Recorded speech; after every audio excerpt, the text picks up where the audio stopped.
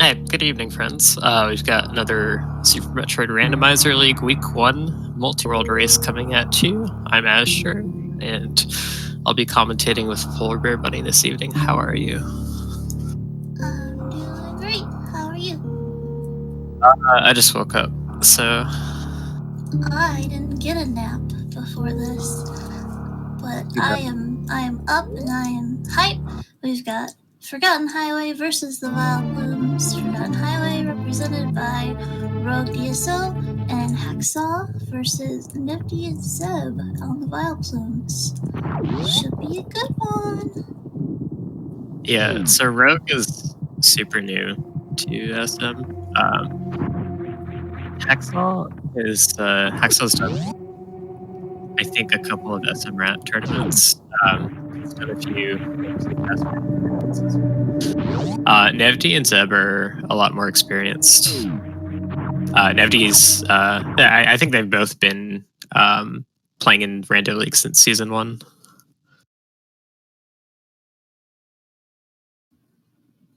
Yeah, I think you're right. So we might see the left team take some gambles, maybe thinking that they're gonna need to do something like that to catch up, but we shall see how the seed goes for them. Zeb about to grab the first item. A screw attack for himself. And top players get their own morph ball. Do you know if you always get your own morph ball? Because I actually am not sure. I think we decided that you do get your own morph ball. I don't really know why that is, but I think that seems to be the case. Well, that's good, getting power bombs right away. Yeah, For Nifty. yeah, we've got a player 1 power bomb, player 2 super, so they could be missing different things. Alright, there's power bombs for Zeb. So to kind of explain really quick, this is multi-world, so each team left and right has a player 1 and a player 2, which is top and bottom, and all the items for either player can be in either person's game. Oh, everyone's decked out with supers and power bombs. Zeb is not going all the way left, he's going up the climb. So is Nifty. Boo. Yeah, I don't know if I expect anyone on left team to make this play either. It's physically dangerous to get through those side hoppers. So Yeah. we had the option to go that way, but the so-called meme route. I don't mind the name, even though like it's actually proven to be a very viable route. Yeah, and can sometimes be required. Yeah, it ends up required if your supers are in Green Hill Zone, because that's behind a super door coming the normal way. Yeah, and I think Rogue had like 79 health at the time, so those side uppers would do 80 damage to him, so he wouldn't have been able to take a hit. So I think it's safer for him to just come up here. Actually, the players with screw attack could have made use of that. That's true. Sometimes that hopper is right there, though. Oh yeah, so actually, normally screw attack cannot be in blue Brinstar in major minor with suit restrictions, but the suit restrictions are off for multi-world. The suit restrictions basically mean Variant Gravity can't be in Criteria, and they can't be in Blue Brinstar, and Blue Brinstar also cannot have Screw Speed. This is because those are the items, Screw Attack and Speed Booster are the items that would let you get further into the game without Morph Ball. And if you allowed them to be down there, then we would have about 2/3 of possible seats start with them and kind of be overpowered for the first part of the game. Yeah, you see already a suit in Criteria. Player 2's Bomb Treezo had player 1's Gravity. Oh yeah, that's another breaking of the suit restriction. And player 1 actually got their own charge beam at Bomb Treezo, so Nifty and Rogue might not have to go on much of an ammo hunt. which is always nice to have So that safety. Zev's making the early gauntlet play. I think Hexaw's following suit. This makes a lot of sense because those players have screw tech, so it's going to make getting through these bomb blocks much faster and much easier. I think Rogue's struggling with Alcatraz right now. Probably at the level where they should go the normal way, because this is a tough trick if you don't understand all the— oh, okay, never mind, he got it. He's fine. Yay. I think he's a bit more confident in that trick than maybe I assumed, because he definitely did that well the last time. Yeah, sometimes it just hexed with you. Saw the grappling beam there at Terminator, and it looks like Nevdi got bombs at the Brinstar Reserve. I'm guessing. I didn't see it was at Gauntlet, but I'm guessing it was an E-Tank. Yeah. Oh, and high jump boots for Nevdi. The power bomb he played wasn't really necessary. You can score attack through those just fine. Hacksaw, that is, at the end of Gauntlet. Yeah, I wonder if like some people don't know that you can screw that because it doesn't look like you can, because they don't look like blocks. Well, they have to be bomb blocks, otherwise you wouldn't be able to bomb them. So yeah, but that's something you think about, but not everyone thinks about. I Makes think the connection work. I think everyone should start to think that way, and they'll kind of get what's possible in the game more. Alright, now we're gonna check out the wave gate. He's got a high jump, so he can just do the easy setup. Yeah, you can be on the ground if you have high jump, flush against the wall, and just jump up. And it's wave beam at wave gate. How ironic.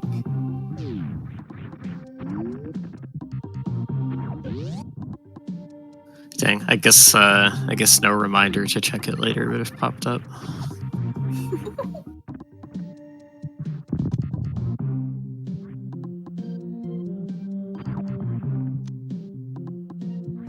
So it's looking like player 1 is the one getting all the ammo so far, which is customary since they're the ones who have charge.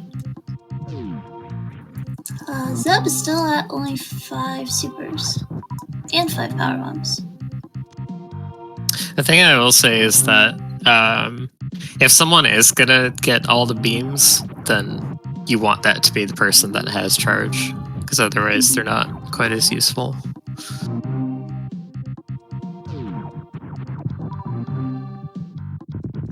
Hacksaw looks to be in the dark, farming lots of power bombs in the Fireflies room on the way to the missile refill. That's interesting, because normally people farm the B-toms by the Edecoons. Yeah, usually. And then maybe they'll get one at the Fireflies. Yeah, usually you'd get one and then just use it to break the floor to go down there. Maybe he forgot to farm them on the way back up. Mm-hmm.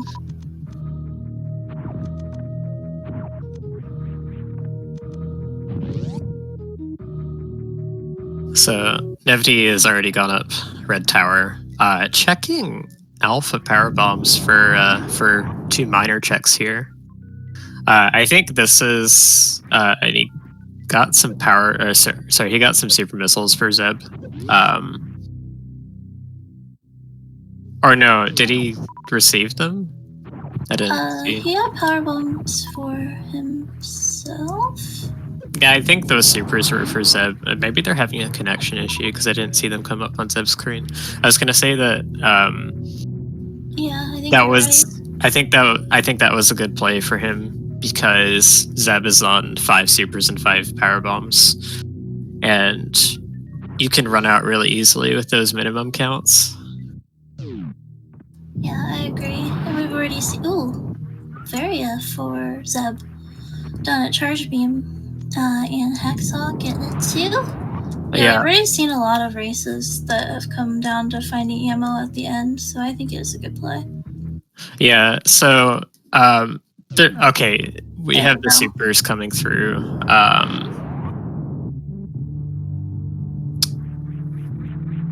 So hopefully Zeb gets sent those supers soon. But it looks like I think their connection may just be delayed. Usually you'll like be more likely to communicate when you get major items for each other, so they may not have noticed. That's a good point.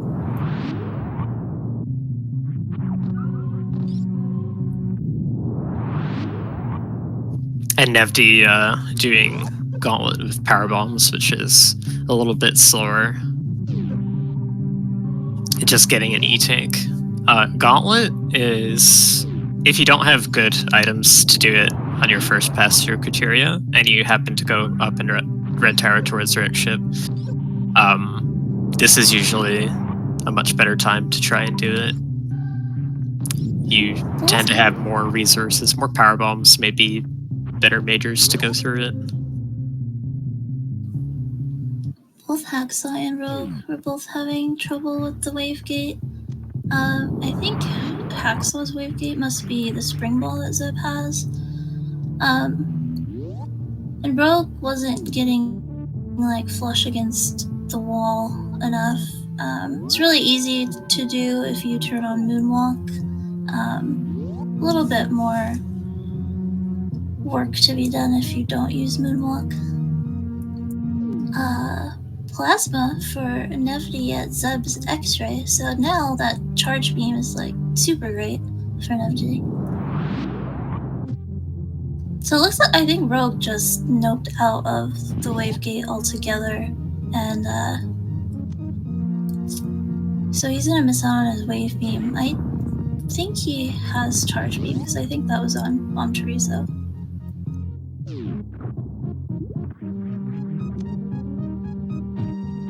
Yeah. So let's see. Nevdi has received his items, so their connection issue's been resolved. Yeah, I think Zeb going down Red Tower here makes a lot of sense. I know he's pretty good at high jump plus level dive if it comes down to that, so I see no reason not to come down for him. Spazer is Spazer. Nice.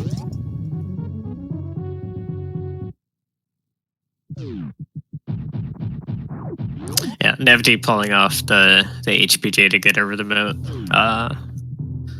The diagonal bomb jump that you would do from the pedestal. It's a good backup if you miss the continuous wall jump or you don't want to go for it. He also did have gravity, but it is faster to do the HPJ than to do the gravity jump. Actually, wait, he had high jump, so he could have jumped from inside the water, so actually never mind. Sometimes in Rando you have all these good things, you forget to just keep things simple and just jump. Nevdi's been doing a lot of work on any percent new route the past few months, which goes to wreck ship first, so he's very used to doing that bomb jump, so probably defaulted to it, got it very nicely, even though it wasn't strictly needed this time. Interestingly, Hacksaw is also going up to his own wreck ship, so we're going to see some divergence from player 2, so we'll see who ends up profiting the most. Yeah, this play makes some sense if you don't know high jump plus lava dive, so you don't have to get dead-ended there. That said, there are a lot of majors to check in Norfair. And he misses grappling across the moat, unfortunately. Can be tricky if you end up in like a slightly bad position. You have the option of kind of redoing your whole swing to correct it, but that takes much longer than just trying to make it with what momentum you have. I think getting an item from Rogue there kind of messed up Hacksaw's flow getting over the ocean. Yeah. He went for a wall jump off one of the sides of the platforms. It's a bit of a safer thing to do if you don't want to worry as much about jumping too high and hitting your head. So 2 E-tanks in Kraid's Lair for Zeb so far. Yeah, like you kind of said, I think the good thing about going down here, especially in a multi-world, is that the major items are in pretty quick succession, and there's a lot of them. The wreck ship takes quite a bit longer, and there's only 4 major items up here. Yeah, in multi-world versus solo rando, the density of item locations and the speed with which you get major items has a lot more potential to matter, because if you're doing something like wreck ship solo, and the items that you're looking for are items that are not going to be useful until you're down Norfair Meridia, then it kind of doesn't matter how fast you get them as far as like needing to use them, because you're not going to need to use them up here. But if they could be things that your partner can make use of, then it becomes more critical. Yeah, I think a lot of it, you really want your partner to have things to do. You don't want to get into a situation that your partner is completely stuck with nowhere to go, basically. Which sometimes is kind of unavoidable, but There's you don't want to be selfish, I guess. Yeah, there's like little things that you can do to deviate from normal play. Like if you're in Lower Norfair, you can pop over to the Firefly E-tank and check that item before doing Ridley. It loses a bit of time, but you'll get the item way earlier if it's for your partner, not them having to wait you do the whole Ridley fight if they're still looking for something. Yeah, that Fireflies is a great example, because in solo rando, you're probably not going to check Fireflies before you go to Ridley, unless there's something out there that would really help you with the Ridley fight. Ship hasn't really had anything so far, has it?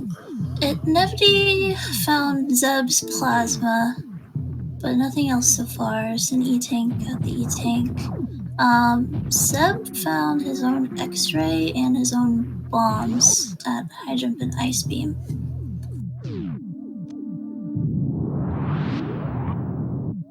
Okay. These are all good items to have.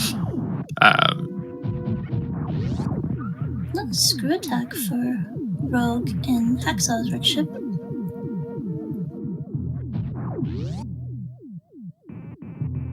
Nothing too critical that they found right now. Each player is still missing a suit. Yep. Nevdi is checking the attic missiles. I don't really... Oh, I think he's doing it because Zeb has only 10 super missiles, and Zeb is really thinking about making the Lower Norfair play right now. Finds a super for Zeb. That's really fortunate. This item check you rarely see in major minor rando, just because it's so annoying. Means you have to go through attic again. And it's just a minor item, of course, so it's rarely relevant. But in this case, it was a good play. Zeb doesn't really have anything else to defeat Ridley with. Now he's up to 20 supers from 10, so that's quite a bit better. Well, I mean, he's got 35 power bombs, which Ridley being the only boss that you can damage with power bombs. So that's always an option. It's a slow option, but it's an option. Yeah, it is. Just don't want to have to resort to that if it's unnecessary. So we get a moment of truth while Nevdi checks what's in wreck ship reserve for player 1. Gonna turn off high jump to make the mid-air morphs over these speed blocks easier. Oh, it's Zeb's gravity, so Nevdi needs speed booster. Needs it. Oh man, that's never something you want to see. Actually, I suppose if you're losing, you might want to see that because it would give you a possible out where you could get route your stumble into your speed faster. But what could be kind of big is if speed is up in the wrecked ship for Hacksaw, and he gets that for Rogue, and then Rogue is able to get Hacksaw's gravity. Oh no, Rogue took a death Rogue in just spiky room of death. Yeah, they did save to save scum the item, so I think they're just going to go and do it again. Yeah. Gravity is weird in Rando because it doesn't have the environmental protection, so you take the full normal damage from spikes. But the spike platforms, the Kazans, are enemies, so you will get the full 75% damage reduction for those. And you're also able to move more freely. So gravity still makes this a lot better. I don't think Hacksaw actually checked what the reserve was for. And oh, he takes another. Yeah, it's spiky room of death is really hard if you don't have like a consistent like pattern going that you like to go through it with. So it kind of just comes down to experience. Yeah. So seeing the P2 gravity at Rexship Reserve is like in multi-world, you have a very slim chance that maybe your partner could stumble in and find speed before you leave the bowling area, so you can just run and grab it. But Zeb has exhausted the fast majors in Upper Norfair, so now has to go do Croc. So that's not a possibility to happen in time anymore. So Nevdi's just going down. So I think this item is just an E-tank, and I'm not sure for who. So luckily Rogue will be able to just reset out of it and not have to go back through. Thing about multi-world is if you collect something that's for your partner, you can reset and your partner will keep the item. If it's something good for yourself, you can't reset because you'll lose the item.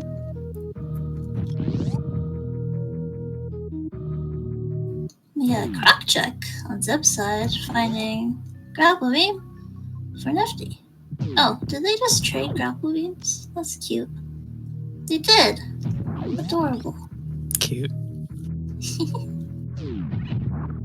Yep, we're gonna reset out of that E-tank that I think it was 4 Hacksaw. Yeah.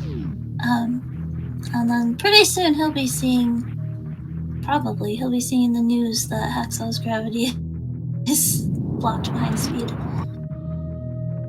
Nevdi is gonna go use that grapple to check X-ray before I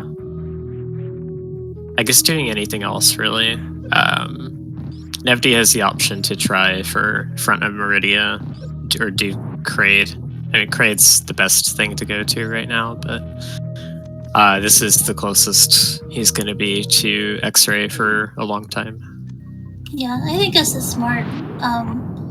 He's not gonna come back this way until he actually has speed. So getting it out of the way. He was only about at Spazer, so it's not that far of a backtrack.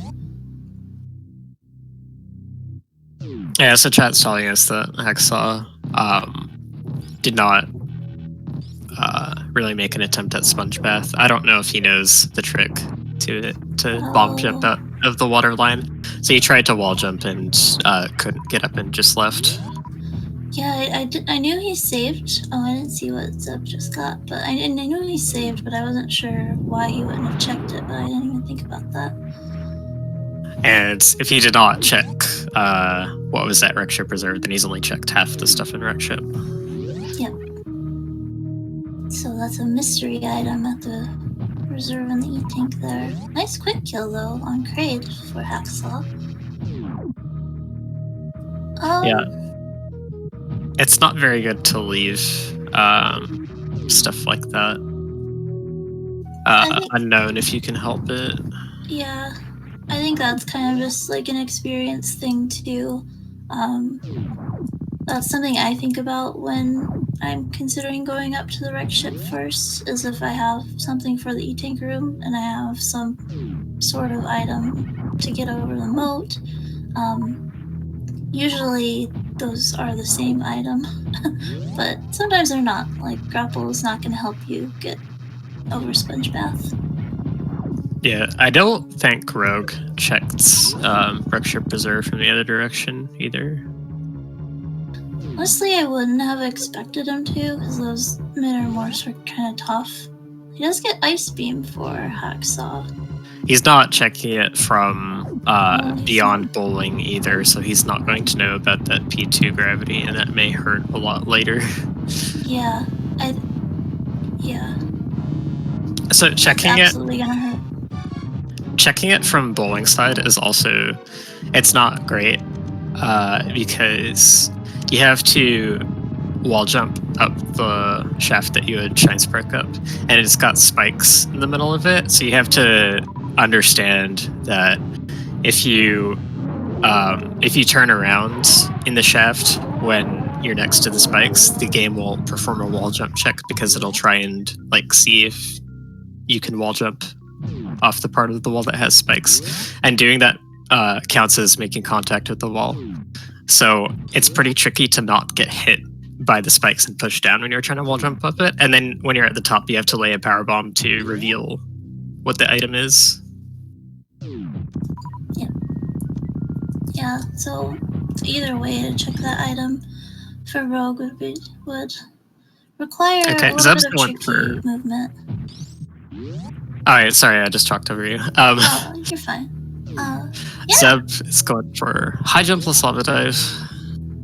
Plug. Gets the cargo turnaround for the first flame hit really nicely. Nifty, please, we're trying to jump here. Alright, he makes it. Very nice. Yeah, very well done. The item timing. Did find his own ice beam at Kraid. So he has a fully clearable Meridia to think about, but he is going down to Norfair.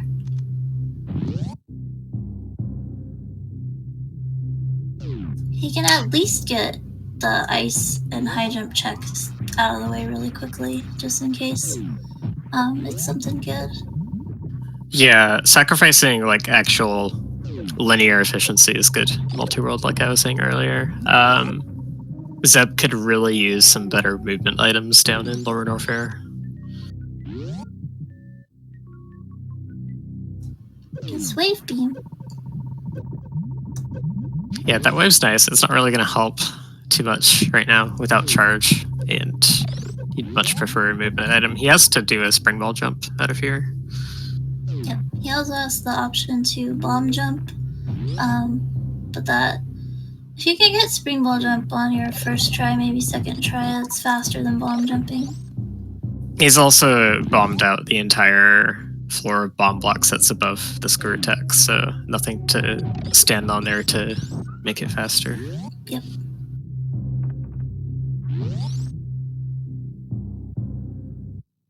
The spring ball jumps to get around jutting ledges like that can be really awkward.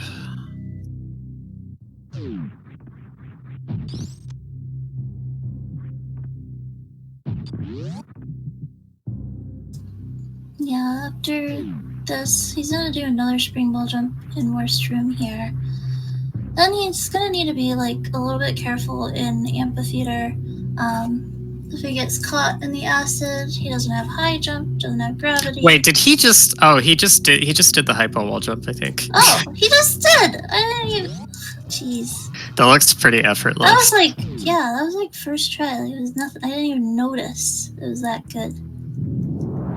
Yeah, I looked at it and I just was like, did he grab high jump? I don't know, he didn't. So.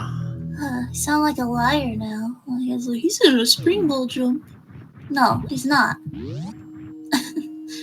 Nifty is going back to Meridia now, which I think is a good play. He would have to hell run through Cathedral, which kind of takes a long time. I know.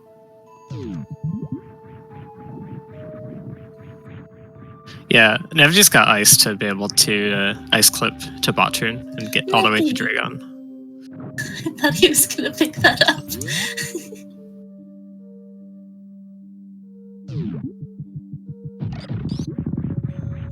Zeb stream just has some nice artifacting going on, probably from frame drops. So that's fine. Yeah, his pixels will come back in a bit. Stay tuned. Honestly, I prefer watching that to streams that are just stopping. It looks kind of cool sometimes, and it generally means like it'll resolve soon, so it's less worrying for me personally.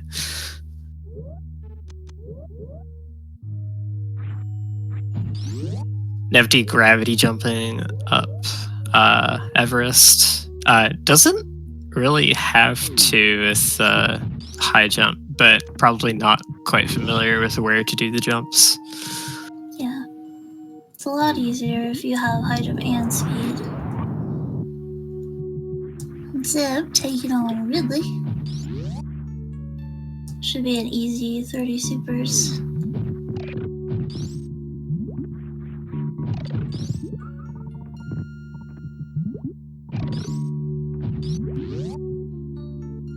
Nice Zeb clip.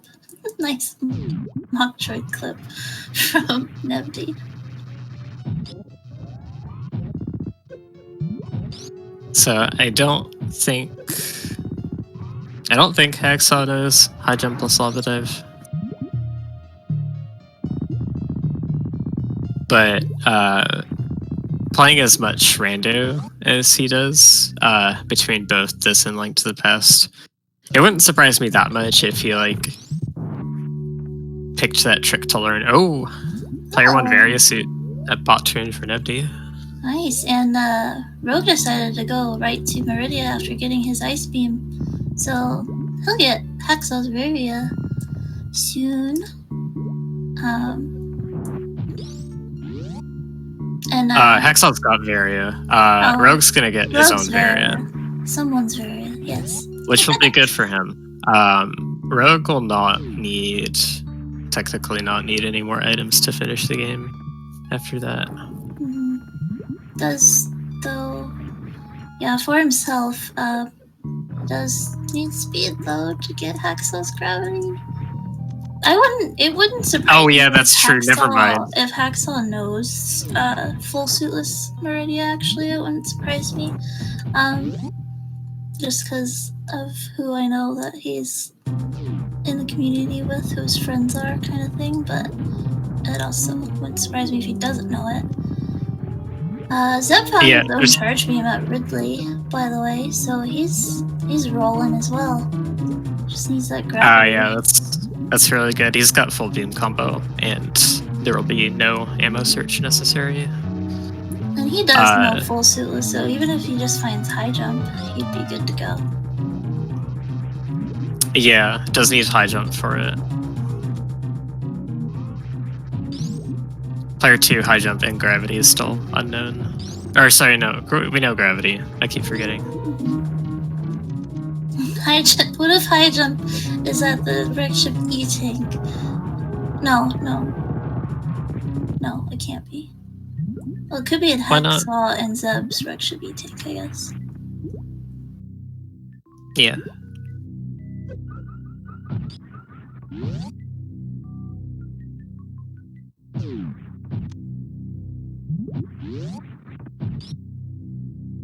But yeah, there's some people with more of a propensity of learning tricks rather than like a more natural progression of just sticking to movement-based things. So there's some people that will end up learning really hard tricks like lava jump without high jump really early, and suitless stuff really early, just because it's things that's of personal interest to them, more than grinding out the game to get faster at specific rooms.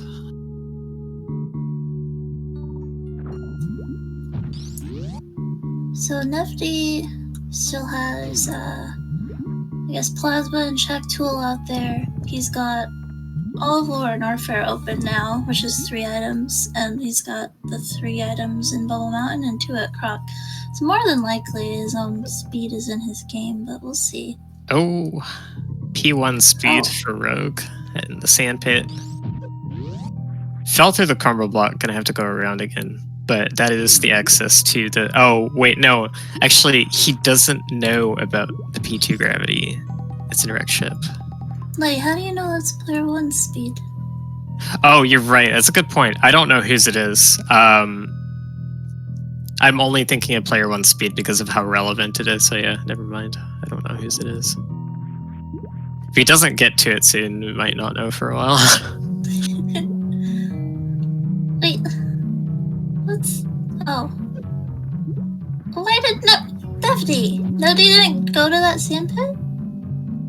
Why? Why did you go through this sand pit, Nefty? I think he plans to reset, but going to Shack Tool is a much slower major check to do first. And you can actually still just do it from the left sand pit anyways. It just takes a bit longer getting through the sewer. So yeah, Nevdi definitely should have done left sand pit first, I think.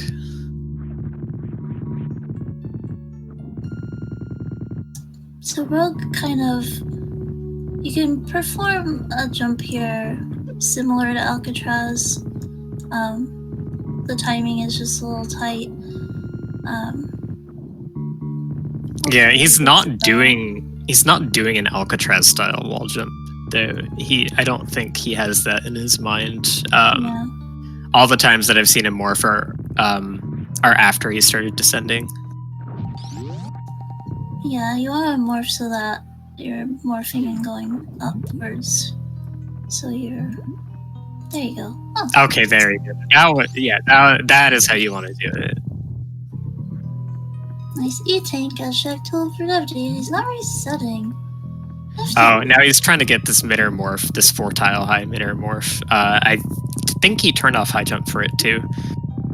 He did attempt an Alcatraz style wall jump here, it looks like, which will work for this, but it's also pretty tight still.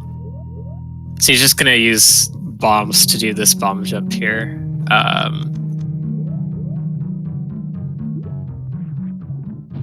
All right, and he makes it up, and it's a speed booster, which is not the one that we need.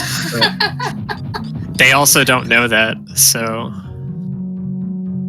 And yeah, Hacksaw is going for the high jump. Wait, no. Is he? Is he? He is. I don't think he actually... I'm not sure if he actually knows how to do this. He's not... Yeah, does he know he needs to... Huh. He's trying to wall jump up the spikes without invincibility frames from a fireball. And you need those iframes to be able to not take damage from the spikes to get high up enough. So I don't think he understands how the trick works. Yeah. Yeah, it's not as simple as just wall jumping. You need to carry a fireball flame from the right hand Namahe over. And it's pretty tricky with the timing. You can get hit by the flame as you're standing on top of the Namahe and turn around and wall jump and all these difficult things. Yeah, you have to specifically get a turnaround as the flame is hitting you. You have to turn around just before the flame is hitting you so that it hits you during your turnaround frames, because your turnaround animation is uninterruptible. So that gets you the iframes without getting you any knockback, so that it doesn't interrupt your jump. There is another way to do it. Like, you don't have to lure the fireball. Oh, there it is. Speed. Okay, Nevdi gets his speed out of Plasma, and he knows that that is the key to getting Zeb's gravity. Yeah. Zeb can't just... Yeah. Vileplumes. Actually, I suppose they were kind of in... Oh, no, Zeb would need high jump to do Suitless Meridian. So it's decently likely that Nevdi actually has to go all the way back for that. But with both suits already, Nevdi is going to be in a position where he is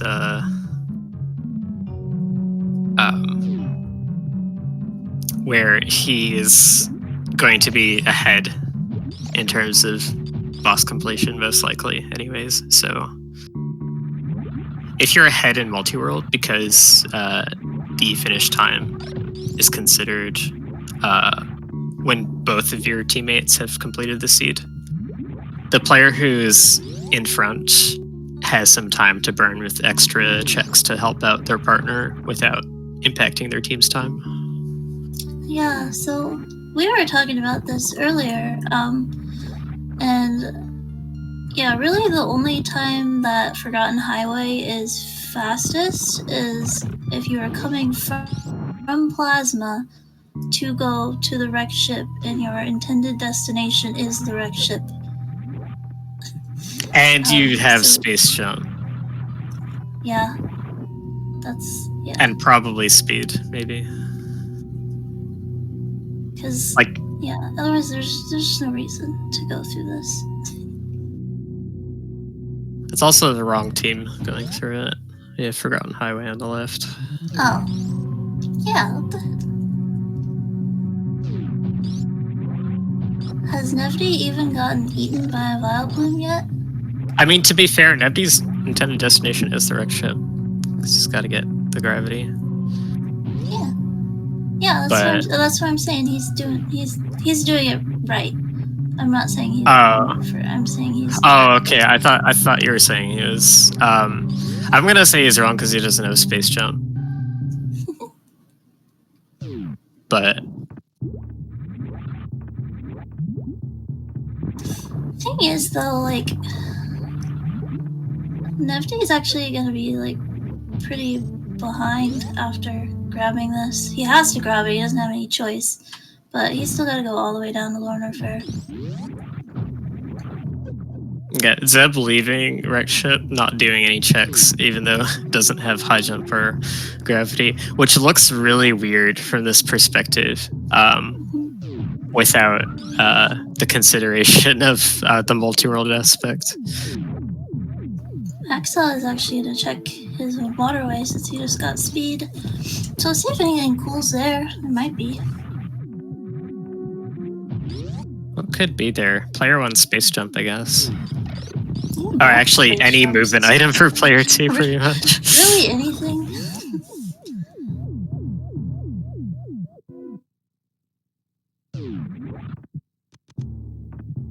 I just looked at the tracker and I was almost like, I almost did a super dumb saying, oh, we don't have a gravity for player 2 yet. It could be here.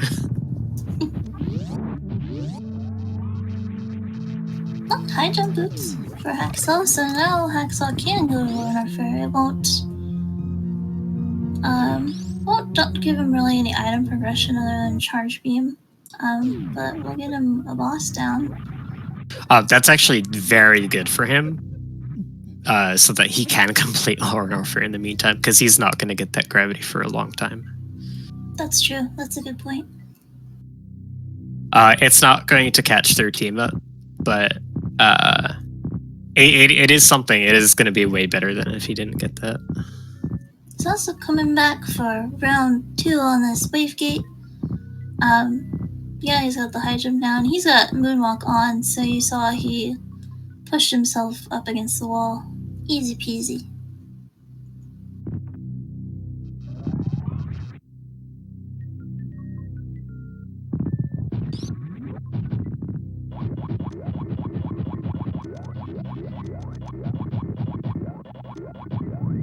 Zeb kind of just chilling in Main Street, not able to really do much of anything. He's gonna try anyway. Yeah, you can do a pretty bad crab climb.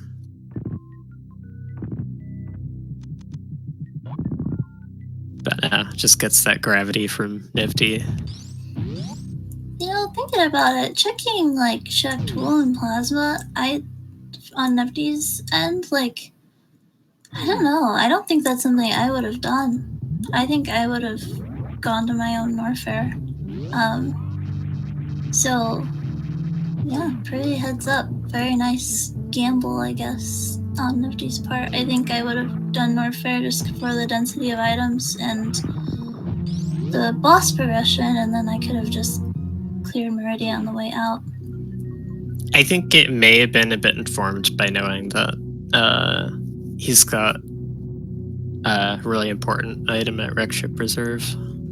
Because like if his speed was at his speed is at Plasma, right? If you don't check that when you're in Meridia the first time, you're not checking it until you've done just about everything else. And then if it's your speed, and then you're going, your partner is still waiting on the gravity that entire time, that would be really bad. Option B would have been if Nibdi had gone through the correct Sin pit, he would have gotten Zeb's speed, and Zeb could have gone to his own waterway, got his high jump boots, and did full suitless Meridia. Which would have been the outcome if Nibdi had just scratched Plasma and gone to Norfair. Hacksaw is attempting Meridia. I just got high jump. But Norfair is really the better place to go with this. It's not nearly as slow. It's also like actually just better efficiency moving through the planet. I suppose it's possible that, I don't know. I was thinking maybe it's possible that they know they're likely behind, so they're making a play to try and score his gravity or something. But even if they did, like even if his gravity is here, it's not really going to save them that much time in Lore Norfair. Yeah.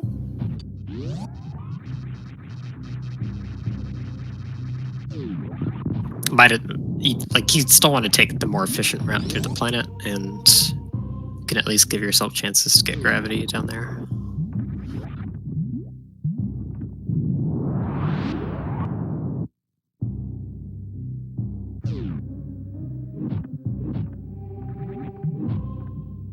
Yeah, it's not like you're going down to Lore Norfair for like no reason. Like you need to kill Ridley.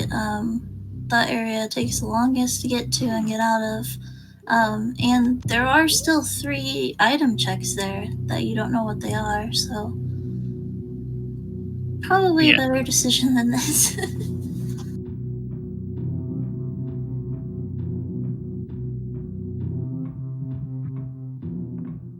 Rogue here going for his Shack Tool. This is a little bit trickier if you don't have space jump. You have a couple options. You could bomb jump, which is a little harder because of the sand. Same with a gravity jump. Looks like he's got high jump, so he doesn't have to do anything fancy to get up.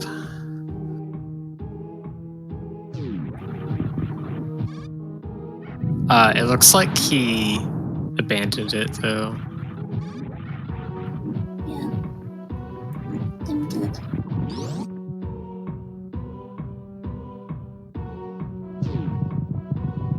Seems to be happening with this with the Forgotten Highway team this match so far is getting to a check that requires something tricky that you may not have done before, and ending up abandoning it.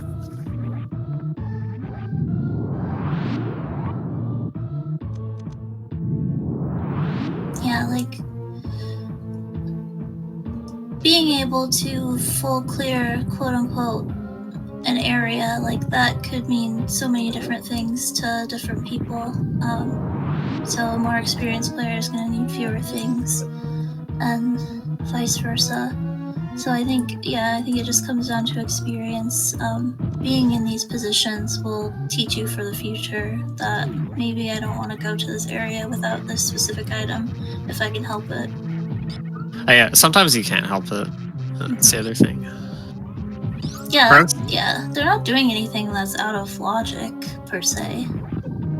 All of this isn't logic. Yeah, Rogue about to get his speed booster. Not going to quite know the implications of that yet, but we'll have faster movement and have some more checks available. Probably not checks that you would go to very soon, though. There's Waterway and there's Wreckship Reserve, which we know has Hexaw's gravity. Hacksaw, unfortunately, is just wasting time up here when he could be getting Norfair completed and checked off while waiting for this is actually an even worse play in multi-world, I think, because you've got if you just like go and do the boss that is already available, you're giving your partner a chance to find stuff for you as well. Yep.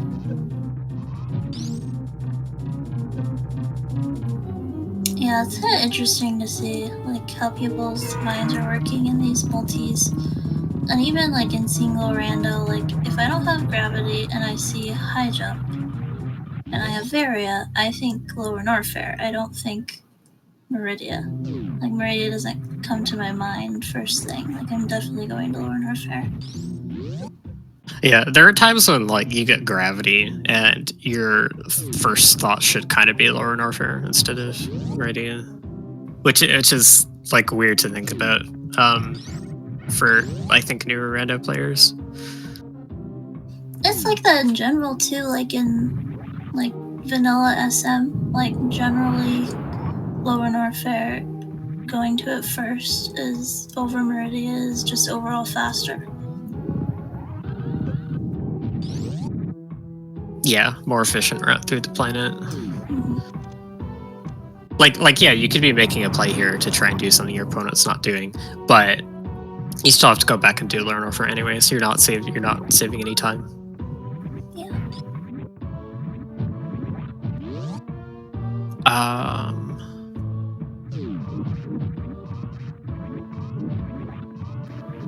So the Vileplumes are both on their way to Torian. I don't think there's nothing anyone needs to stop for on that side. Movement items would be nice for Zeb, but there's not really anywhere to get them unless Nevdi like checks speed or wave really quick. But since Nevdi's behind, I don't think he will.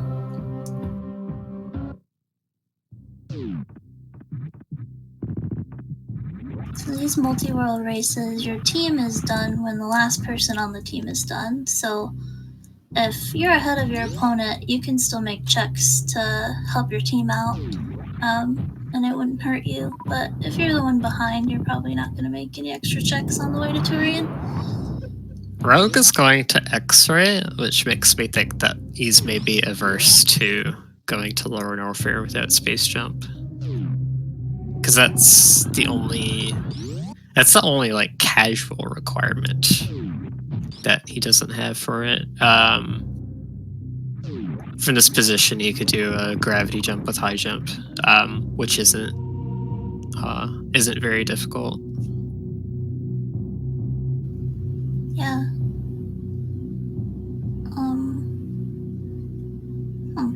Exo did make it to Aqueduct. Looks like he's gonna check the sand pit. Did he save? I didn't see. Yeah, he did. Okay.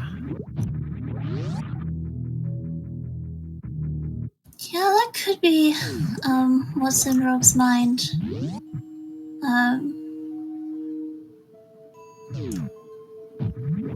don't know. I think, like, I don't know. It's a pretty, like, Lava Dive is pretty standard in League. Has been forever and ever. Yeah, he's a newer player, so he may not be thinking that way. Yeah. It just like really is kind of, if you have high jump and Varia, or if you have gravity,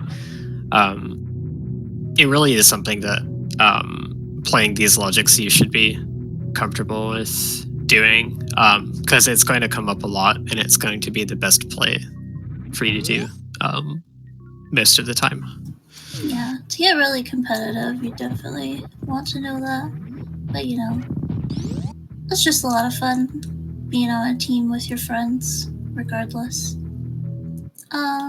That's also true. I don't know if Hacksaw already killed the Ever, but if he were to, like, jump and lay a powerbomb, the Ever would come back out. If it still exists. I think he might have already killed it. No, well, he's got Spazer turned on instead, so it's unlikely that he. Oh no, actually, yeah, you're right. He might have killed it because I don't see any. I don't see it shooting anything at him.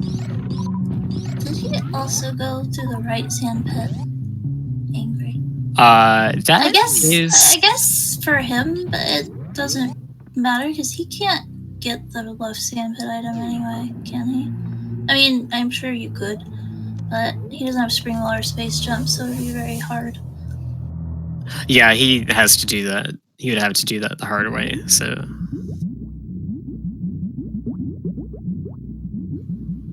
Looks like player 1 waterway was a reserve. So maybe Rogue is gonna make his way back up to the wreck ship. It's possible. Okay, yeah. Tracy's pointing out that he doesn't have space jump and spring ball, so Shack Tool is not a check that he can make. Yeah, you can't get out of that water without space jump, can you? Nope. And then you also can't get up to the spring ball item without spring ball. Actually, you can break past both of those with X-ray. You get ice club, I guess. Yeah, that's also a thing you could do with X-ray. I think that's really precise as well.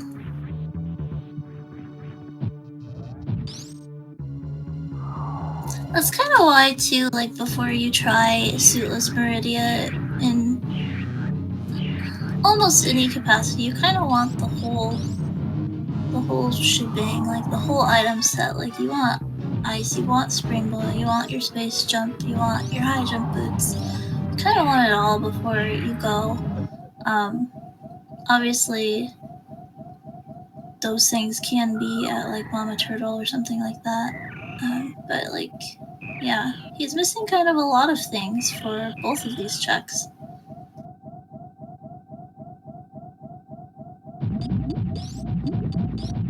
Is it the right sand pit he went down again? It looks like maybe he meant to make an attempt at the left one because he's resetting now. Vileplumes both in Turian.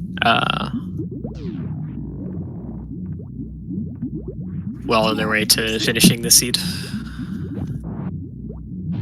Yeah, this will be a good time for the seed having to do the double bowling in the wreck ship for an update. He'll still have a pretty good time. Not sub-hour, but maybe like a 102, 103. Yeah, that speed is in an awful location for player 1, and it's even worse that it's in player 1's game, because then you physically have to get it and then go all the way back to wreck ship yourself. And multi-world, there's a chance that you could be near wreck ship already if your partner were to get it for you, no matter where it was in their game. So Hextall got over the sand pit fine. If you want to be a little safer, you can like angle up as you land. I don't really know why, but that makes it so you don't sink in the sand. It's because you Yeah, it does. It's because you ledge grab the top of the sand. Like you touch it quicker. I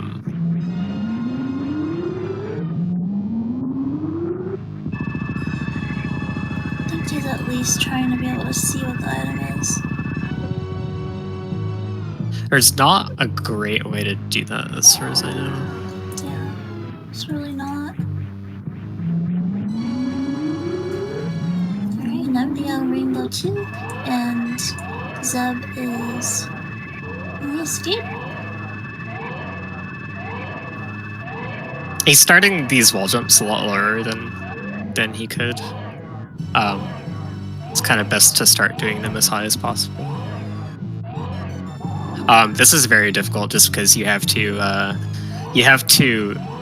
be wall jumping back and forth between the walls pretty quickly, so that when the water line goes down far enough, you're high enough and wall jumping quickly enough to break free of the water.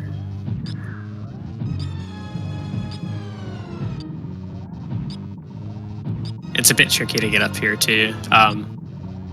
You kind of have to jump off the very top of the sand, or you have to be inside the sandfall, because when you jump and exit a sandfall, it boosts you up for some reason. That's how it's possible to get through the sewer rooms without much issue. It's because the sandfalls give you boosts as you jump through them. Poor Zev with no speed booster, so not gonna get the sub-hour, but pretty close.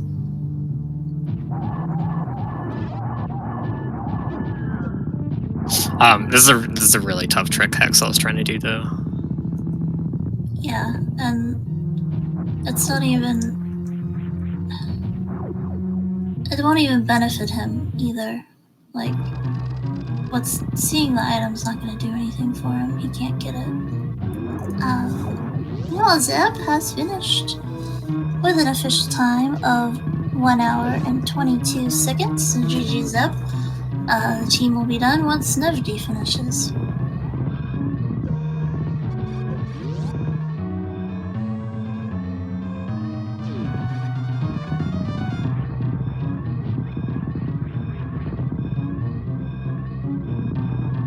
So I think Haxel's going to give up on that. Having made the Meridia play already, he is trying to get as many of the checks in it as he can to kind of follow through on the play.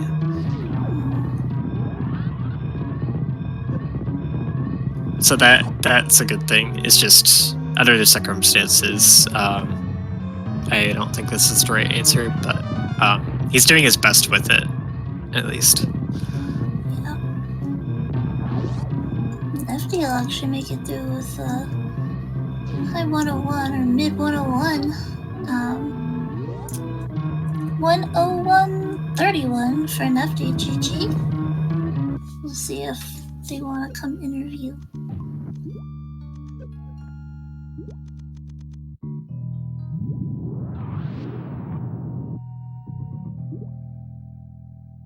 Yeah, so this will be the second win for them this week. Each team plays each other team twice per week.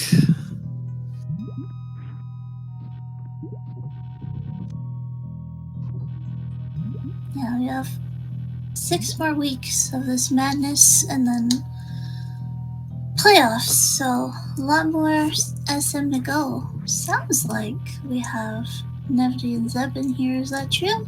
Yep. Hello, GG. Hello. GG, Yeah. Thanks. Thanks. So I have a question for Nevdi. No, I don't want to talk to you. Yeah, you're gonna have to. I'm the commentator. What did I do? Why didn't you go to left sand pit? Oh my god. Poor Zeb, missing his speed booster because of you. Oh, speed booster. no Oh my gosh, way. Nevdi. I didn't mean to, Bunny. I accidentally fell in the right one. I didn't see if you fell or did it on purpose. No, I completely accident. I was like, oh no. We wanted it to be high jump. Yep. I feel less bad about speed. I don't think it would have changed. I don't care quite as much about speed. I But was, if it was high excited jump, to do suitless. I really wanted to do this. But still, that's a pretty valuable item. And arguably, actually, Zeb, if I did left, I would have gone up to plasma for the wraparound. So the shack tool would have been unrequired. So it would have been heaps quicker doing if I didn't miss the stupid sandpit. Heaps. It's easy to get sucked in there when you don't have speed or space jump. Yeah. No matter what. But I've done that a few times. I might look into that because it's happened to me a couple of times now. Yeah. Yeah, I don't think that good players get sucked in there, but people like Nevdi sometimes it happens. Beginners get sucked in there a lot. Beginner players. So that was a nice high jump plus lava dive. Without being able to do that, Zeb would have been stuck for quite a while, I think. Yeah, I think so. What was at the top of Wreck Ship? Yours? Yep, mine. We don't know. We don't know what was at the E-Tank. We don't know what was at the reserve. Haxel did do Wreck Ship first. However, did not have an item to do sponge bath with, and presumably doesn't know how with power bombs. And didn't really have a good way to check the reserve either, so we don't know. Yeah, fair enough. The other, sorry, I'm guessing what Az was saying about that high jump was ability. I'm guessing high jump for Zeb was buried somewhere then? Like, where was that high jump? That was at your waterway. Oh, wow. Oh, wow. Yeah, it was at Zeb's waterway, so pretty deep. Yeah, okay, well, so that's Hacksaw got that and is trying to do Suitless Meridia right now before Lore Warfare. So I think he's like mainly trying to make the play that you guys wouldn't have. Yeah, it makes sense. Yeah. But it's also like Lore Warfare is kind of like have to do it anyways. So yeah, true. The really important thing for them is Rogue did not look at what the wreck ship preserve item is yet. So I think they're not. I think they're not like that. May not be a thing that like if they're new players are not really thinking about that they should do that yet. So they don't know the speed is there. So even though Rogue DSO has his speed, he's not going to go there to get Hacksaw's crap anytime soon. Yeah, the gravity. Yeah, so it looks like Hacksaw's got to go the whole way, which I'm guessing if he's this deep, he's probably capable of. So might be okay, but that's a big unfortunate one. Yeah, it's too bad that side jump boots were at waterway because both Nevdi and I were really hoping that we would be able to just find high jump boots and not have to go back up to wreck chip for Nevdi. But in the scheme of things now, hearing where it was, sounds like the boot display was pretty important, and that's good. Yeah. He did that through a fanfare too. He made sure to brag about that. Yeah. I was telling Nevdi, I'm going into this high jump with lava dive, and then he picks me up an E-tank, and I'm like, thanks, Nevdi. Or no, it wasn't even an E-tank, it was missiles. Yeah. I thought no, it was an E-tank. I remember. Oh, was it? Yeah, it was. Okay, yeah, I guess. I thought I was helping. I'm like, oh, give him some more E for the lava dive.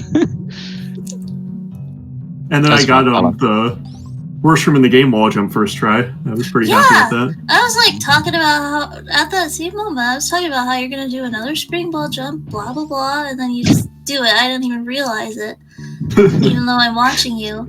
He was pretty excited in the voice chat. He's like, first guy. I was like, oh my God. I'm sitting over here playing like an idiot, and he's doing all these tricks, and I'm struggling to get through the game.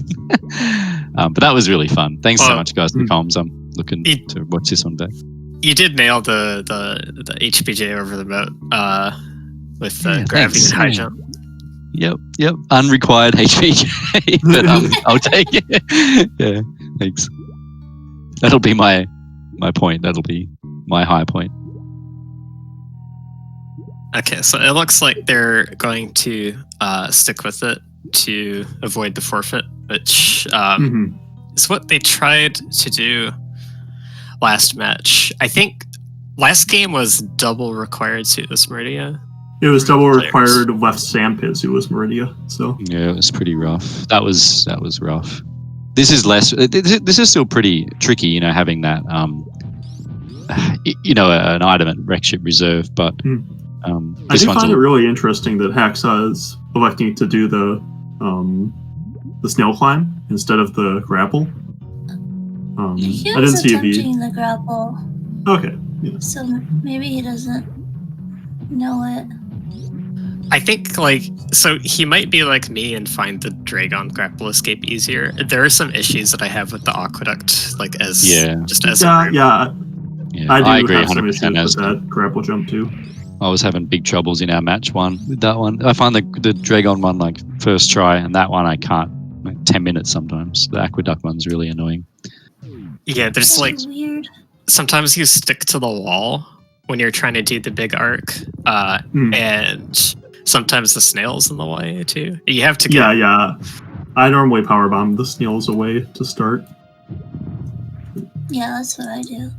But yeah, so it looked like from the way he was doing it, it doesn't necessarily demonstrate that he can't grapple jump. Actually, that's probably how he got through Everest. Yeah, okay. So you feel he'll go to Dragon anyway? Yeah. Yeah, he should be able to do this. Yeah, cool. All right, well, I'm going to let you guys talk this one out. I'll watch these guys finish. But GG to Rogue, Hacksaw for the 2 matches. Oh, and Sheller as well, I think, for the first, the one earlier on this week. But GG, guys. Thanks heaps for comms on this one. Thanks for tracking, watching, etc. Thanks so much, everyone. I'll watch this one back. And GG. GG. See you guys later.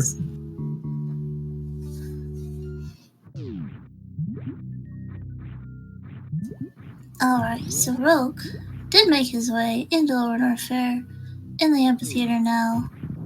A little bit scary, but not too bad since he does have that gravity suit and that screw attack.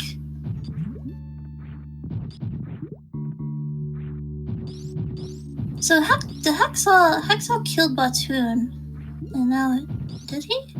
I missed it. Yeah, he got Spring Ball for Rogue. Well, that doesn't help. Not really. I think he's reverse ice clipping through here, which is, I guess it's actually fine. Like, it's actually probably not that slow doing it this way. Because you end up at the top of Aqueduct here, so you can just bomb that block to get down instead of having to do some like wall jump shenanigans to get up to this door. Rogue found Hacksaw's space jump at his Fireflies. So what is Hacksaw's plan exactly? The other thing is that they're aware that their opponents are finished now, so yeah, there's not quite as much need for crazy plays anymore in their mind. Because sometimes if you know that you're way behind in a match unless something crazy changes, then you can go for the Hail Marys. Whatever thing available to you that your opponents were not going to do. But now there's not as much of a reason to care about that. He didn't ever check his own Monotroll, did he? I don't recall, at least. It's not marked on his map, so he did not check it. But Wasn't me. So he is trying to at least check all the places in Meridia that gravity can be.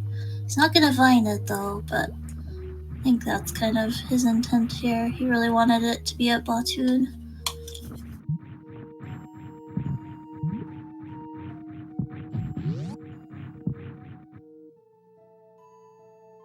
Yeah, just even if it was at Batoon, it still would have been slower to rush it, is the thing.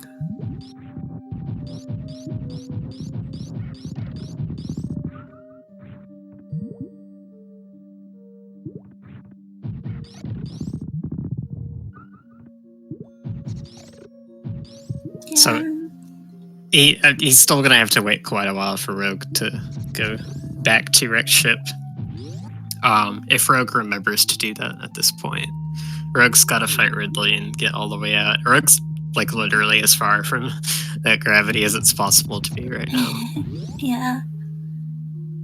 Oh, he's gonna farm a bit before Ridley, I think, for some more health. Yeah, this is really low health for a new player for Ridley. A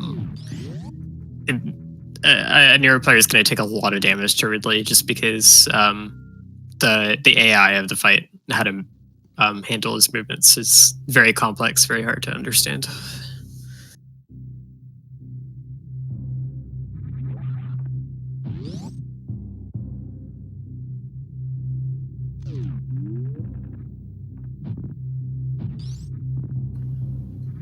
Silly Hacksaw, you have speed.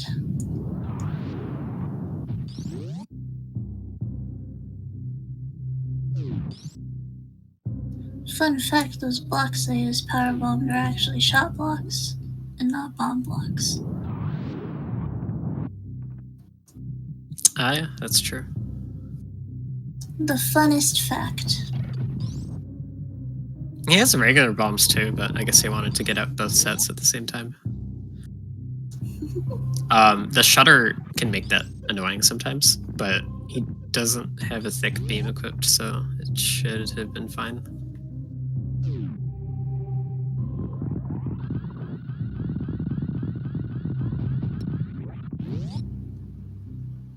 Yeah, I think with Ridley too,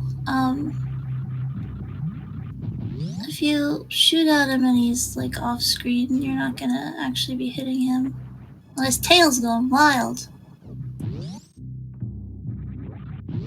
Yeah, there's a chance that you can hit him when he's not quite visible, because the top 2 tiles of the screen that's obscured by the HUD still counts as being on screen.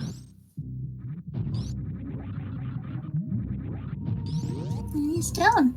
Tail's still being weird. A tail has a mind of its own, basically.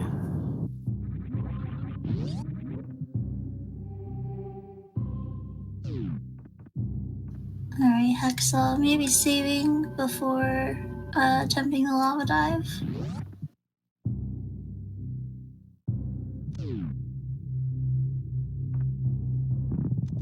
I think all this like suitless Meridia has made me feel like this race has been like 2 hours. It's only at 1:15. Well,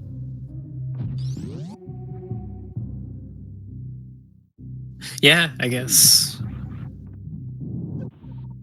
Suitless Meridia is just a slog, no matter how good you are.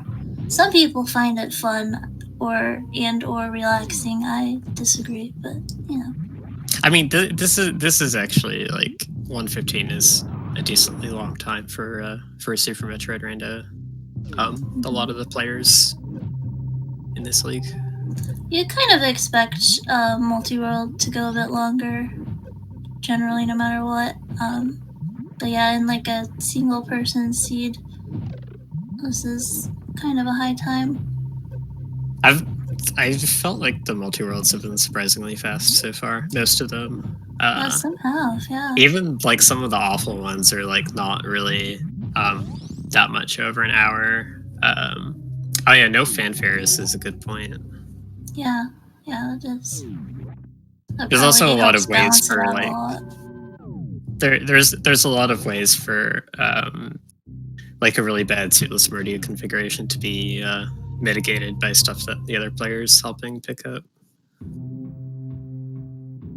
So I think it sort of balances out. I feel like the multi-world finish times have been more consistently within like an hour to hour 5 or hour to hour 10 window maybe, whereas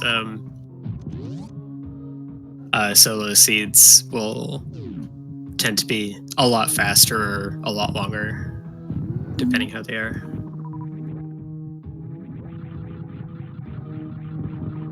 But like even the bad ones here, I've been surprised at how fast a team's able to finish them.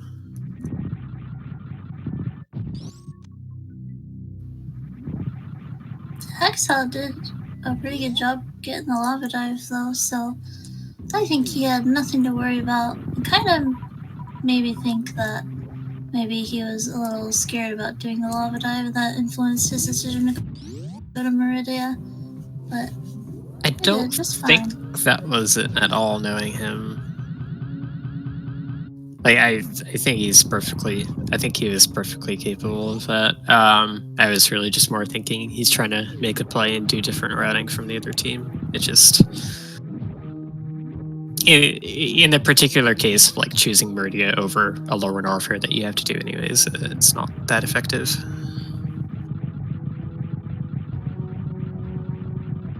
But he was just trying to make a play, I think.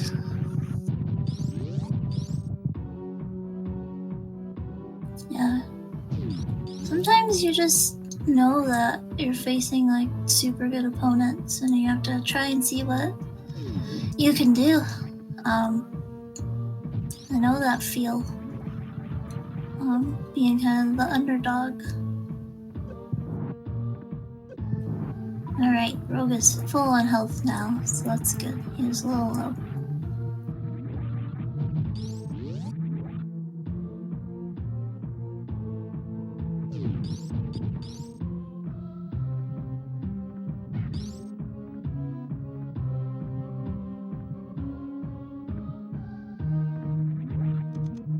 I wonder if Rogue remembers the wreck ship reserve or not. He did check the E-tank, so he has a bit less incentive to go back there than Hexa does, unfortunately.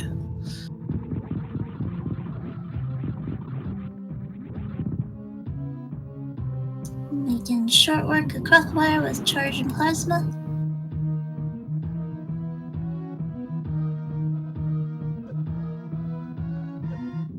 Nice cargo there from Hexa. And a reserve tank behind Player 1 Croc. I don't think we saw that on Nevdy's side. No, we definitely didn't. Nevdy didn't do any of Upper Northfire really, except for high jump. Oh.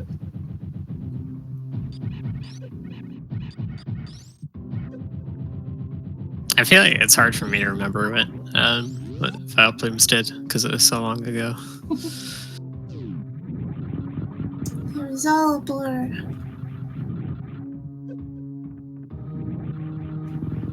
Yeah, I'm pretty surprised and impressed by the decision of Nevdy to clear out the bad checks in Meridia. I really don't think that's the decision I would have made.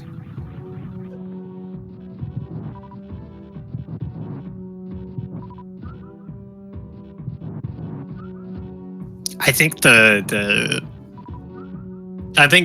punishment that you get if speed's there and you didn't check it first, knowing where gravity was at wreck ship, I think the punishment for that is just too much to risk not full clearing. Yeah, that definitely makes sense. It's kind of why too that it's good to have a teammate with you to help talk you out of bad decisions. It's kind of hard sometimes because you're a lot more aware of your own item set than your teammates. Mm-hmm. So you usually you have to keep communicating and like keep asking to make sure what the other person needs.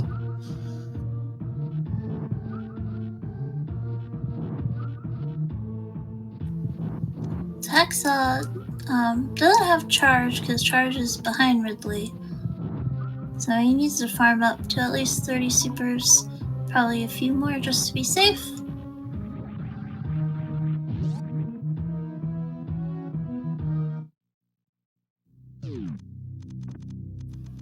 Yeah, Rogue is probably looking for miners for him, assuming that they might not find charge, but they'll find charge really quickly here.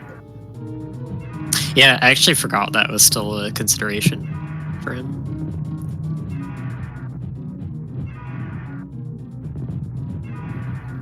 Yeah, that might have been Rogue's last place that he could check other than the wreck ship reserve.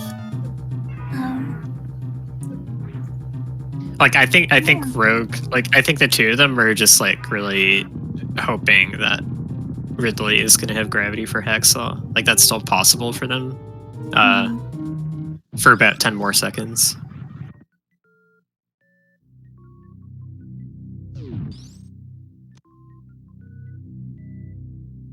So you kind of play as if that's what might happen until you confirm otherwise.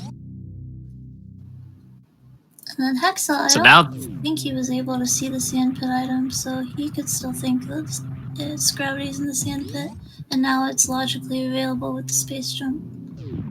Oh yeah, that's actually awful. Yeah.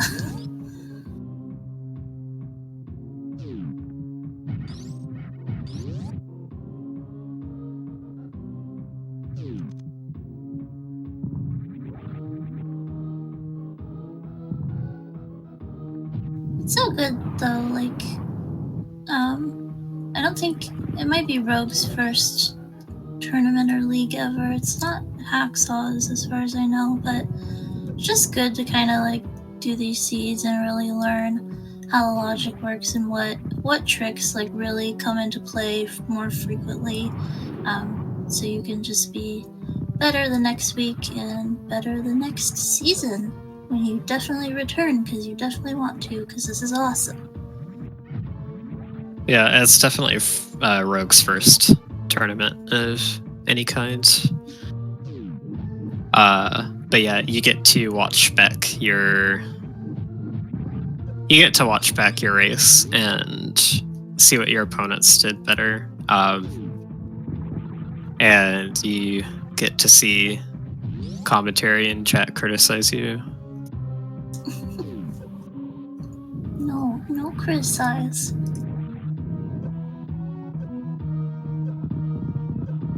But if you watch it back, you can become aware of a lot of things that you weren't before.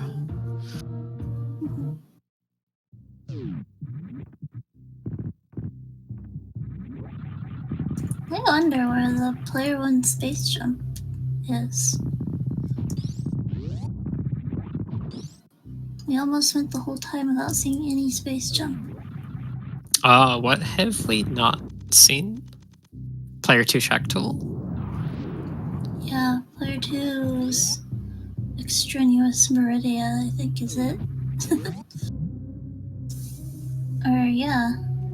Yeah, player 2 Sandpit Shack Tool. Player 2 Sandpit Shack Tool. We saw both of their gauntlets. Yeah, Gauntlet was super early. I think player 1 had Screw right away, so it was pretty easy for them. And I think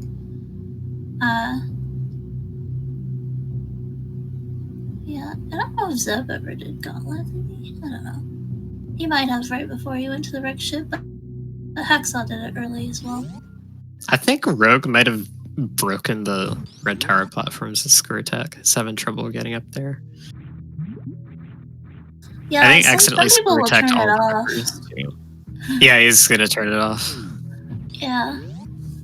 A pretty easy way to do it is if you turn off Screw and you wall jump up a little bit, you can lay a power bomb and kill the rippers. That way you don't have to worry about it. Or you can do it the old-fashioned way, the intended way, and freeze them and climb them. Imagine that. Well, that's what he was trying to do. He just kept screwing the rippers. Oh. That was the problem.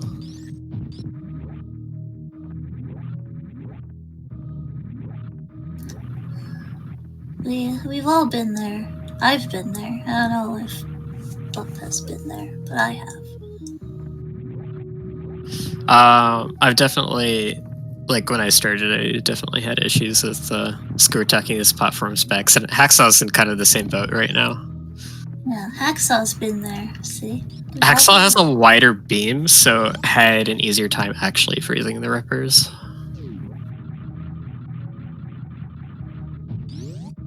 At least it does appear that Rogue remembers.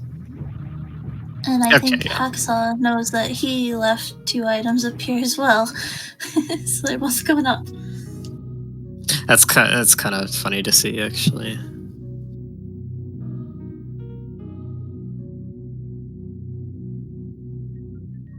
Yeah, I mean, there's not really anything else Hacksaw can do, so I'd say this is the right play. Unless he wants to go back to the sand pit, which no one does. No one wants that. If he went back to the sand pit, he would be a lot closer to his destination when he has gravity found for him. That's true, but he doesn't know that. Gravity is in his partner's game and not his own, and he's kind of going with 2-to-1 odds that it's in his own wreck ship because he was unable to check wreck ship E-Tank or the reserve. The odds are actually kind of a little bit, technically they're a little bit better if he goes to Meridia because his gravity could still be in the sand pit and it could also be in Rogue's wreck ship. So it's kind of 3 to 5 in a way. Mm-hmm. Or, oh no, Rogue just has the 1 check, so it's 2 to 4. I guess it's you are really fast if you choose to commit to Meridia, but you're really slow if you choose incorrectly. Yeah, maybe Hacksaw was able to see it. I wasn't sure. I couldn't tell. That's just a silly hypothetical, though. It's not a serious suggestion. It's this makes sense for him to do. Yeah, These checks are definitely much easier to do. There it is. Hexal's Grav. So Rogue's gonna rush to get that, and Hexal's gonna check this anyway, looks like. Might as well. Yeah, so that was the first time that Rogue managed to see that gravity in Wreck Ship Reserve for Hexal. Nevdi was able to peek it a long time ago, but Rogue, being a newer player, probably wasn't comfortable with the mid-air morphs to get to like the peak window for Wreck Ship Reserve. Peek. They both kind of had some struggles with not knowing some of the techniques to check some of the wreck ship items without some of the items you normally have.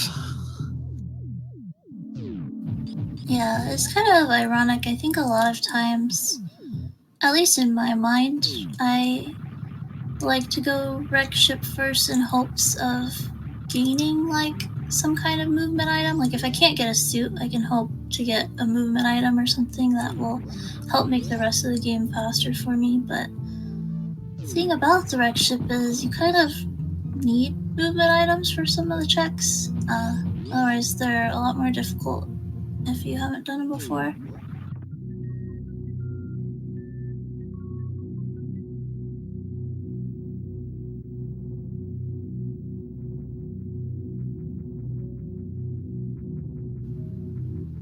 Hexal is headed that way. And I appreciate that Hexal did not go towards the Forgotten Highway. Good job, Hexal. That would have been slower. Yeah, he would have had to wait for... I suppose he wouldn't have strictly had to wait for gravity, but he possibly would have run into a situation sooner where he would have wanted it. I'm not sure that Rogue has anything left to check. Yeah, they both have charge, and Hexal has full beam combo. Rogue has a decent beam combo. I don't really see anything else really making it more comfortable for him. I think I'll just refill here just to be safe, take a save, and get to Turian. And Hexal will finish off Dragon and be right behind him.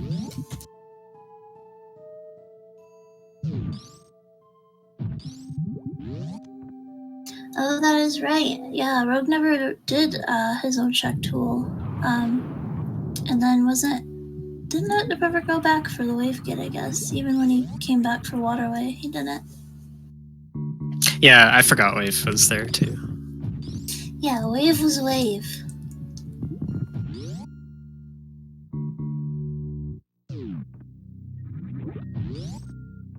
Which, I mean, reasonably it could be one of those things where it's like, okay, if whatever item is here, then we've already lost, so there's kind of no point in checking it again, because your opponent probably definitely already has it.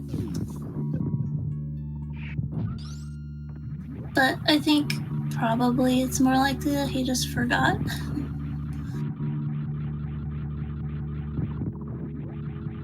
Smushed Wave.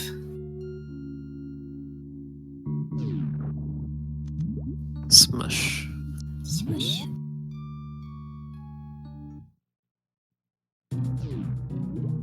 So they're going to be finished in a pretty reasonable amount of time from now. Yeah. Which is not like their last seed, it's just double suitless required. This had no suitless required, but it was quite the runaround to get that gravity.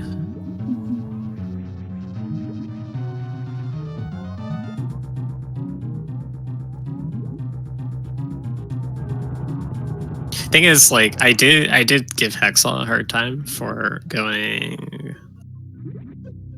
Meridia before Lower Norfair. Just because even if his gravity was there, it wouldn't have saved him time. But he didn't lose time doing it because of where his gravity actually was. Yeah.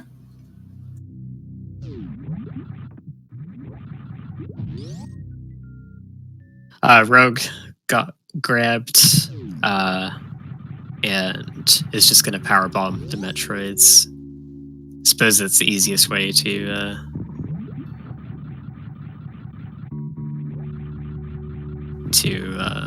deal with it once you get grabbed. You can bomb them off. That's the preferred way to do it, so that you can still freeze and kill them that way.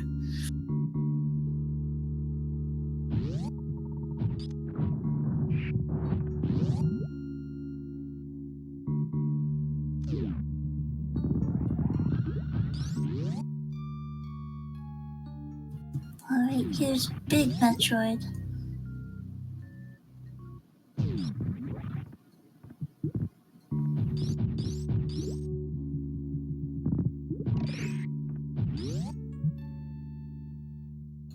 And Hacksaw will be in Turian pretty soon. Made pretty quick work of Dragon. Probably employed the microwave I didn't see, which is the charge wave, or the charge and plasma, and X-ray combination. Apparently Hacksaw hates X-ray.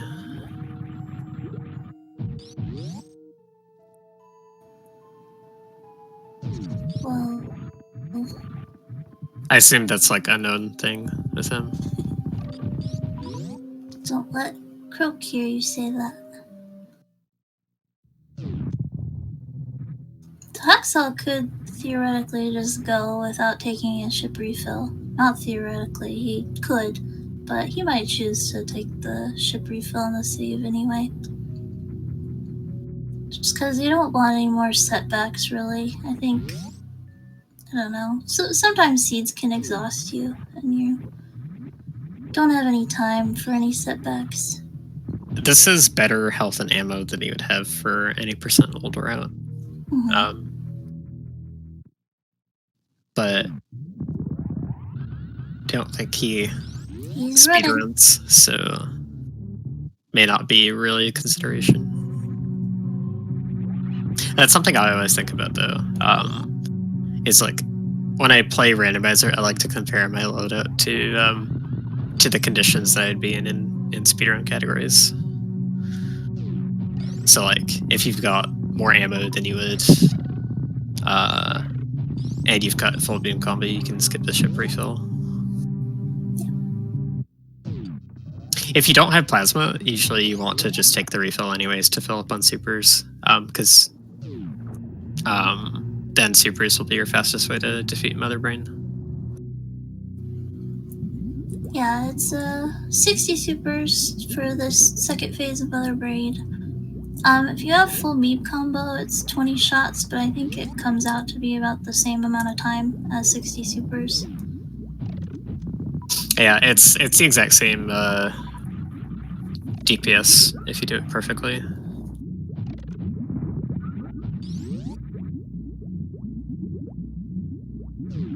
I think different people will probably like have different amounts of error frames with either beam combo or supers, depending on preference. Yeah, it can be easy to like shoot your beam without having it like fully charged, and then that's annoying because then you're completely gonna miss that shot and waste time. And also, Mother Brain can like duck and dodge your supers.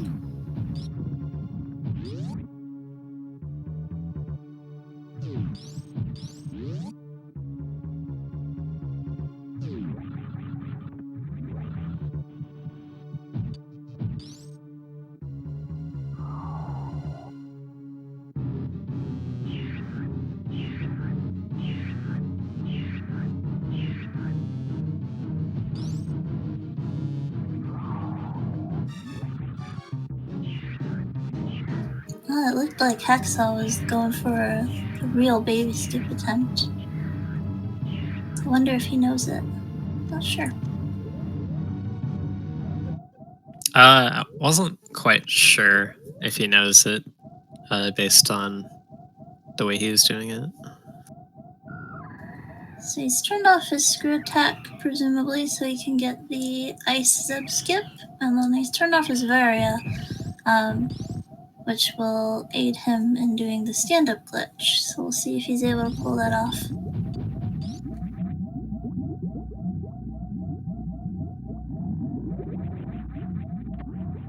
I need to start remembering to turn Varia off along with screw attack. Because it does make the stand-up setup a little bit faster, and also removes you like having to think about damaging down after the rainbow, but it's not strictly necessary. But it is faster if you're already getting the menu in. It's not faster to do that if you don't have to menu. Gonna take a safety save in case something goes wrong. Meanwhile, Rogue is on his Mother Brain 3. 36 shots with the rainbow beam. Hyper beam, I guess it's called. When you do it, it's hyper beam. Yeah, really, like, I really think it is, like, she's actually hitting you with the hyper beam, but, just kind of community names what we end up knowing it by. Yeah, that's kind of how I always saw it. Like, it just, like, I don't know words, it transfuses into you, into your gun and your suit, I guess.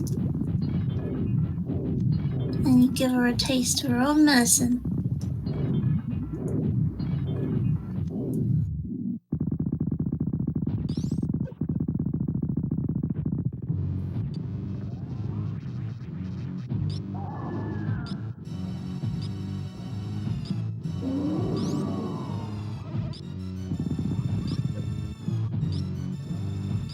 I kind of used.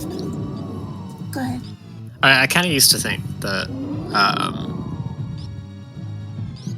like, Mother Brain just seems undefeatable if you don't have the hyper beam. Like, if that whole sequence didn't happen, if the Metroid didn't transfer the rainbow over to you, it just seems canonically like, did you really have any hope of defeating Mother Brain without that intervention? And you know, as now that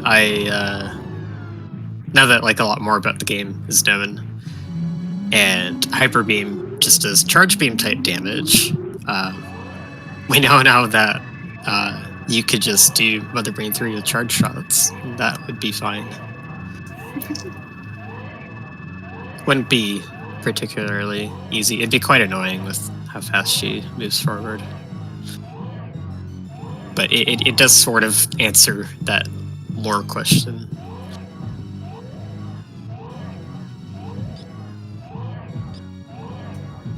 Alright, so Hacksaw. Oh, there it goes. Got stuck there. You can use X-ray to get yourself back up in the stand-up. Meanwhile, Rogue has finished with a time of 1 hour, 43 minutes, and 14 seconds, so GG to Rogue. Good time for a full clear in your entire seed.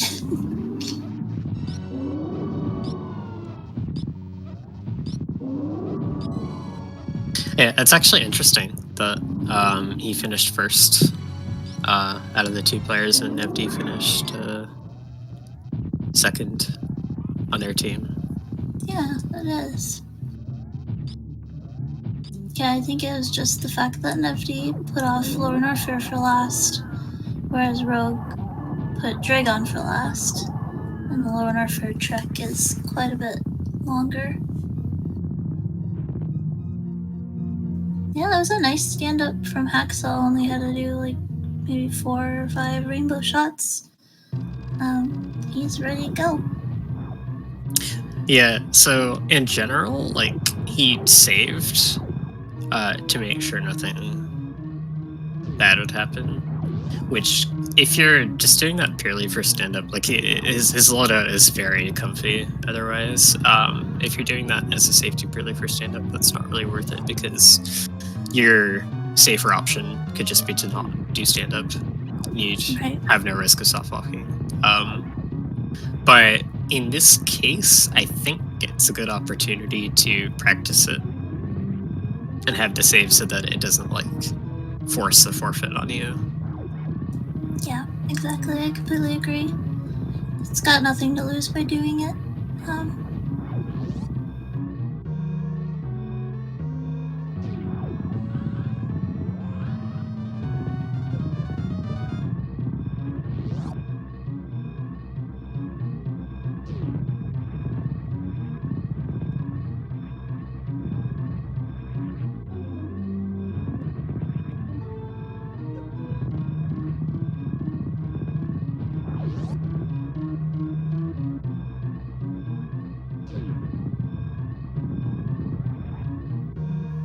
Alright, Hacksaw has finished with an official time of 1 hour, 45 minutes, and 24 seconds. So GG to Hacksaw. And that is team done for Forgotten Highway. GG. Yeah, GG's. Looks like they're going to be coming in for interview, which is something they didn't get a chance to do last time because that seat ended up going overtime for them.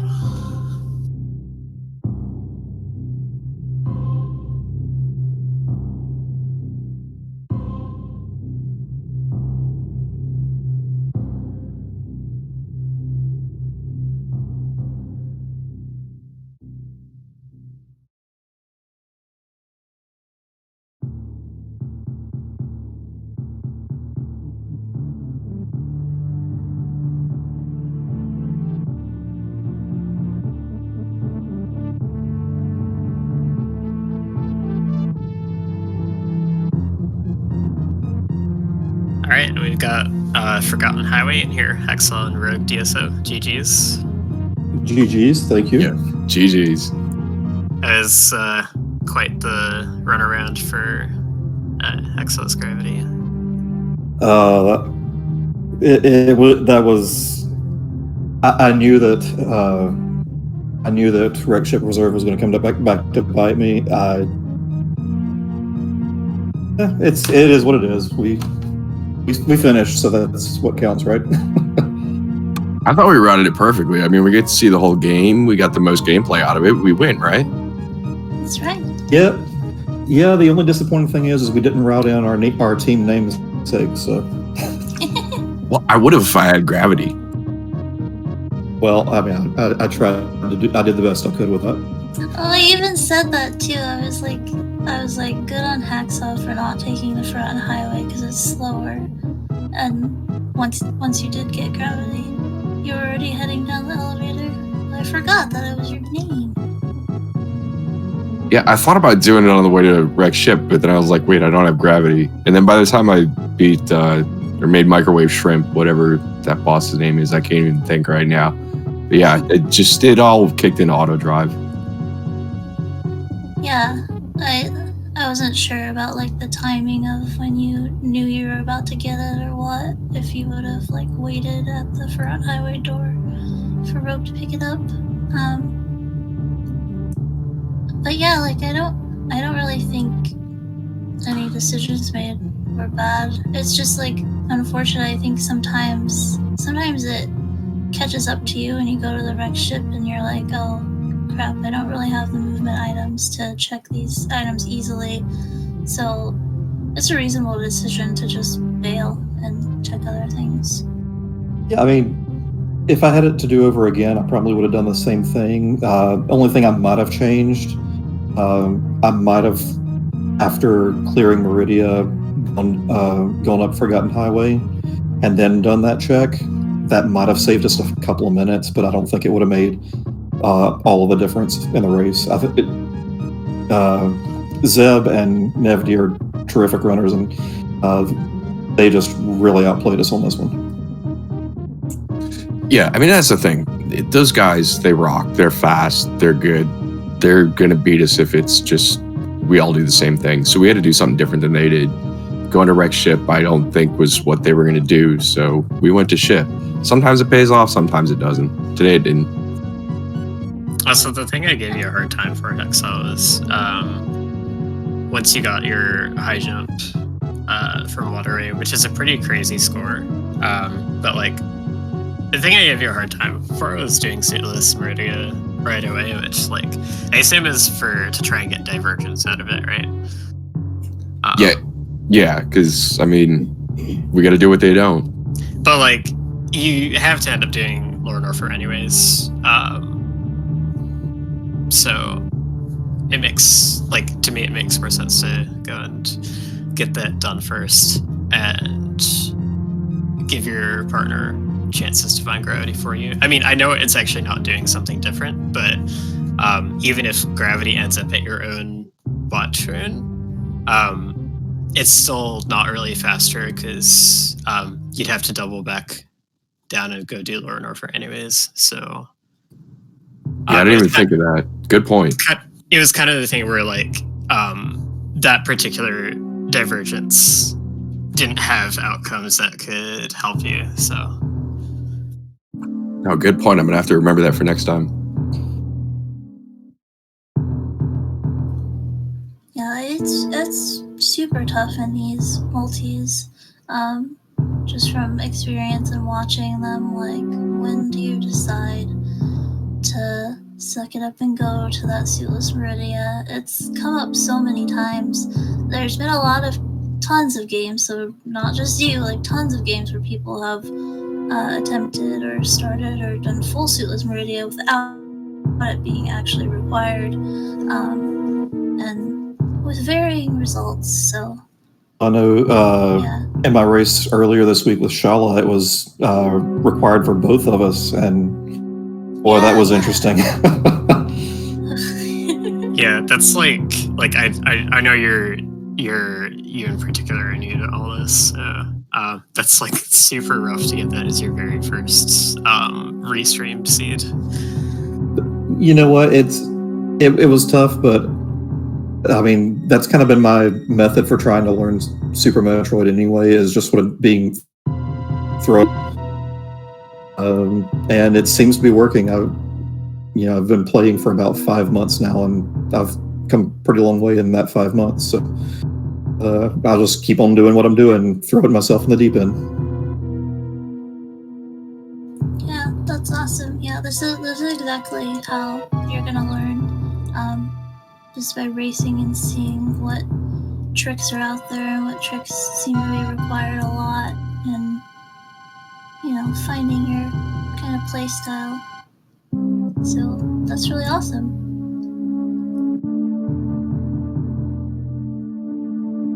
Well, thanks the both of you for the commentary. You guys are awesome. I've been fan of you guys for a while. Ever since I started watching Randomizer League. Also, thanks to the trackers. Y'all guys are awesome as well. I think I'm gonna have to sign off. Got a lot to do tomorrow, but thanks for being here. GG Roll, thank you. Yeah, I guess should do the reminder to follow the runners. Yes, follow the runners. And follow the commentators, and follow the trackers, and follow the restreamers. Yes. Couldn't do it without our trackers, Chief Phase 4 and Tracy M. And P Sigma on the restream. We got a lot of races today. We have a lot tomorrow. Starting at noon tomorrow. Or today, I guess, for some of us. So Sunday at noon, we've got more races.